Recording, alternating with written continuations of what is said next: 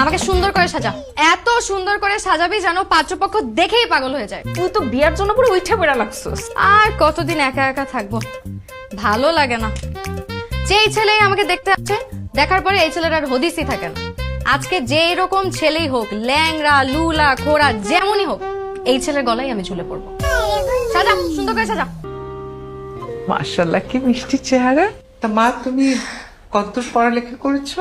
আমি তো পড়াশোনায় সবসময় ভালো ছিলাম। আমাদের পরিবারের সবাই পড়াশোনায় অনেক ভালো।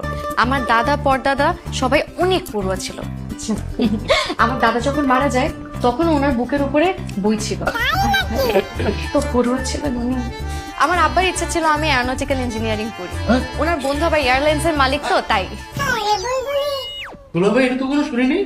আপনার কোন বন্ধু এয়ারলাইন্সের মালিক, মানে কোন এয়ারলাইন্স? ওই আর কি। কাতার এয়ারলাইন্সের মালিক। সৌদি থাকেন নাকি? ওনার ফ্যামিলি আপনার পরিচিত? হ্যাঁ, সবাই তো আমার আব্বুর বন্ধু। তো এইসব কথা থাক না, বন্ধুত্ব যে কারোর সাথে যে কোনো সময় হতে পারে, তাই না? মা, তুই কোন সাবজেক্টে পড়ছিস একটু বল।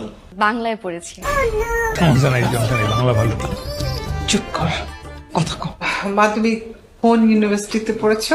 আমার মার ইচ্ছা ছিল আমি নর্থ সাউথ ইউনিভার্সিটিতে পড়ি। আমার বড় মামা আবার নর্থ সাউথের মালিক, তো তাই। করিমুল্লাহ বাহার ডিগ্রি কলেজ থেকে পড়েছে। Karimullah degree college. হ্যাঁ, আপনারা একটু নিন না, বুলবুলি মা, সবাইকে একটু আপ্যায়ন করুন। হ্যাঁ প্লিজ নিন না, নিন না। আপনারা আসবেন শুনে 20 কেজি মিষ্টি প্রিমিয়াম সুইটস থেকে নিয়ে আসছে। আপনারা কিন্তু রাতে খেয়ে যাবেন। হ্যাঁ, নান্না চাচাকে দিয়ে নিজের হাতে বিরিয়ানি রান্না করেছে, 5টা খাসি জবাই দিয়েছে। রান্না বাবুর্চি আপনাদের আত্মীয়?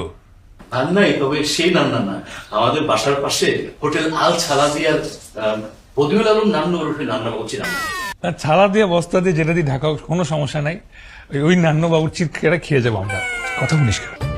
আমার মনে হয় কি, কোনো সিদ্ধান্ত নেওয়ার আগে ছেলে মেয়ে একটু আলাদাভাবে কথা বলুক। মানে সংসার তো ওরাই করবে, ওদের মতামতের একটা দাম আছে, তাই না?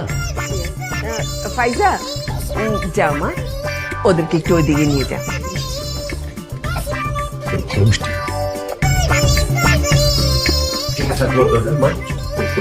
আসেন। বিষয়টা একটু আপনার জন্য বিব্রতিকর। না না, বিব্রতকর কেন হবে? এর আগে কত ছেলের সাথে কথা বলেছি। আপনি হলেন 2 ডজন, মানে 24 নাম্বার। 24 নাম্বার? হ্যাঁ, আপনি হলেন 24 নাম্বার। এর আগে 23 জন ছেলের সাথে এই রুমে বসেই কথা বলছি। মেয়ে দেখতে আসে, সবাই একটু আলাদা করে কথা বলতে চায় আর কি। এইভাবে করতে করতে 23 জন ছেলের সাথে এই রুমে বসেই আমি কথা বলছি। আর অনেকে তো আপনার মতন লজ্জাও পায়। মাঝে মাঝে প্রাইভেসির দরকার হয়, তাই আমি প্রাইভেসির জন্য গেট লাগিয়ে দিই।